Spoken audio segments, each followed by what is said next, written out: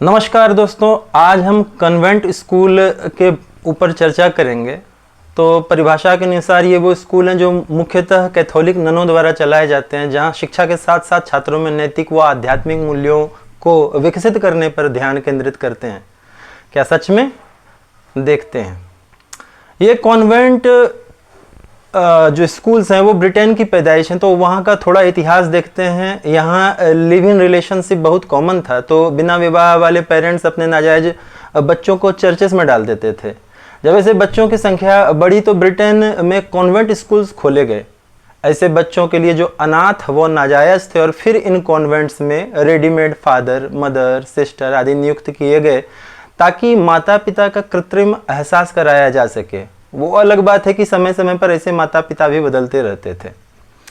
Britain में पहला convent 1609 में खुला, जबकि भारत में कोलकाता में 1842 में पहला कॉन्वेंट खोला गया था। अब भारत में नाजायज बच्चों का चलन तो था नहीं, क्योंकि यहाँ विवाह एक संस्कार के रूप में था, वो अत्यंत पवित्र समझा जाता था। जबकि यूरोप में विवाह के बारे में क्या सोच थी, ये वहीं के टॉप के विचारकों से हम जानते हैं। अरस्तु, विवाह से जायज बच्चे होते हैं, इन बच्चों से आगे चलकर समाज बनता है, फिर इस समाज से एक व्यवस्था बनती है, और अंत में यह व्यवस्था राज परिवार के लिए एक खतरा है। रूसो के अनुसार शारीरिक आनंद ही सर्वोच्च आनंद है, वह बच्चे इसमें बाधक हैं, अतः बच्चे अनवांटेड हैं। प्लेटो का भी कुछ ऐसा ही विचार था। तो यूरोप में अगर कन्वेंट्स चल रहे हैं तो इसके पीछे के आधार को पहचाना व समझा जा सकता है, पर भारत में जहां विवाह व संतान दोनों ही पवित्र समझे जाते हैं और शारीरिक आनंद को कोई विशेष महत्व भी नहीं दिया जाता है, वहां ये कन्वेंट्स कैसे चल रहे हैं? यहाँ किस नैतिकता की बात यहाँ होती है?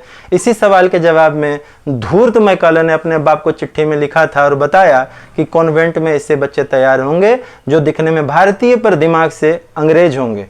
ना इन्हें अपने देश के बारे में कुछ पता होगा और न संस्कृति व परंपराओं आदि के बारे में। से बच्चों के रहते अंग्रेज इस देश से अगर चले भी गए तो अंग्रेजियत नहीं जाने वाली।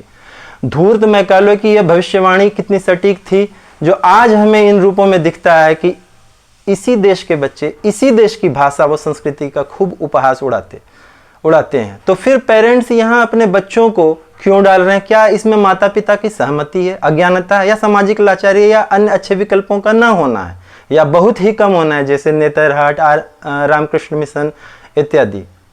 कहीं न कहीं धन की पर्याप्तता कन्वेंट स्कूल को और समृद्ध बना रहे हैं। वैसे भी सारे पैसे वाले पेरेंट्स दिल खोलकर इन पर पैसे लुटा रहे हैं, फिर चाहे आउटपुट जो भी हो, मन में तो संतोष है। वहीं सरकारी स्कूल और नॉन कन्वेंट स्कूल में धन की भीषण अपर्याप्तता है।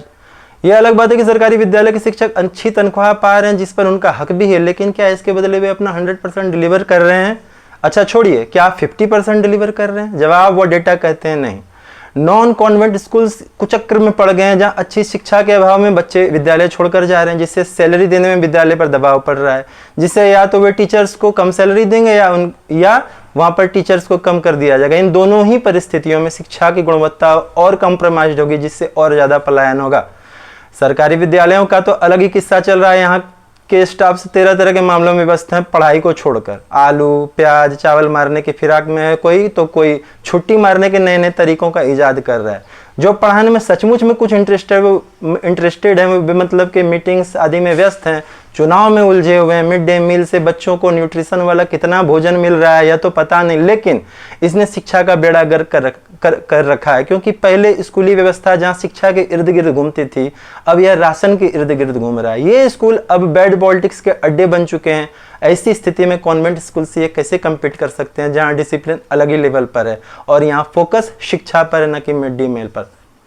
अधिकतर गार्जियंस या पेरेंट्स का इस बात का बिल्कुल भी अंदाजा नहीं कि कॉन्वेंट्स किस विचार पर आधारित है, उसके क्या वैल्यू सिस्टम है, उसका क्या आउटपुट है। बस अंग्रेजी भाषा के पीछे पागल हैं। यह भी नहीं समझते कि खुद यूरोप में एक दोषों के अलावे अंग्रेजी का 2 पैसे का मूल नहीं है, क्योंकि वहीं के लोकल लैंग्वेजों को पूरा सम्मान दिया जाता है। कई देशों में तो अंग्रेजी को हिकारत भरी दृष्टि से देखा जाता है। यह भारत का परम दुर्भाग्य है कि संस्कृत, हिंदी, तमिल, मलयाली आदि जैसे परम परिष्कृत व उन्नत भाषा व लिपियों के रहते लोग अंग्रेजी जप रहे हैं, जैसे यह भाषा नहीं समाज का कोई स्टैंडर्ड हो। ये वैसा ही है जैसे एप्पल के लेटेस्ट आईफोन के सामने नोकिया के फोन की खासियतों को बघारना। भारत के महानतम वैज्ञानिकों में से एक श्रद्धेय स्वर्गीय एपीजे अब्दुल कलाम ने सरकारी विद्यालय में ही मातृभाषा में शिक्षा ली थी। दुनिया के टॉप मोस्ट माइंड्स मातृभाषा में ही शिक्षा ग्रहण की है। इनमें भारत के अनगिनत प्रबुद्ध लोगों के अलावा आइंस्टीन जैसे लोग भी शामिल हैं। फिर भी हम वह अंग्रेजियत की दास्ता से बाहर नहीं आ पा रहे हैं, क्योंकि बहुत सिलसिलेवार ढंग से हमारे गुरुकुलों को समाप्त कर दिया गया और एक रिक्तता पैदा की, और इस रिक्तता को कॉन्वेंट आदि जैसे संस्थानों से भर दिया गया। जबकि इन कॉन्वेंट्स के अनेक कारनामे हैं, फिर भी इनके साख पर कोई बट्टा नहीं लगा है। लावण्या नाम की लड़की जो एक हिंदू परिवार से आती थी, गई तो थी कन्वेंट में पढ़ने, लेकिन उस पर ईसाई बनने का इतना दबाव दिया गया कि उसे झेलने से आसान उसे कीटनाशक पीना लगा। इसी क्रम में किसी बच्चे को चोटी रखने के लिए स्कूल से निकाल दिया जाता है, तो किसी को राखी बांधने पर। हद तो तब हो गई जब मेहंदी लगाने के लिए एक छोटे बच्चे से 500 रुपयों का दंड लगाया गया, जिसकी बाकायदे रसीद काटी गई, जिस पर लिखा हुआ था कि मेहंदी लगाने के लिए यह दंड दिया गया। लेकिन हिंदू परिवार यहाँ लगातार मासिक चढ़ाता रहता और एक सूडो अभिमान में जी रहा है। वैसे शिक्षा हो या स्वास्थ्य, जब तक इनका वाणिज्यीकरण को समाप्त नहीं किया जाएगा, कन्वेंट्स या ऐसे संस्थानों की मोनोपोली को समाप्त नहीं होगी। लेकिन जब अंग्रेजों को जो विश्व शक्ति थे भगाया जा सकता है, तो फिर अंग्रेजियत के इस अनवांटेड कल्चर को भी विदाई दी जा सकती है और दी जाएगी। इसके लिए केंद्र व राज्य दोनों ही स्तरों पर बड़े पैमाने पर आंदोलन चलाकर जागरूकता को फैलाना होगा। जो रिक्त उत्पन्न होगा उसे फिर स्वदेशी ज्ञान व संस्कृति से पाटना होगा, तभी इस कुचक्र को तोड़ा जा सकता है व मानसिक गुलामी से मुक्ति पाई जा सकती है।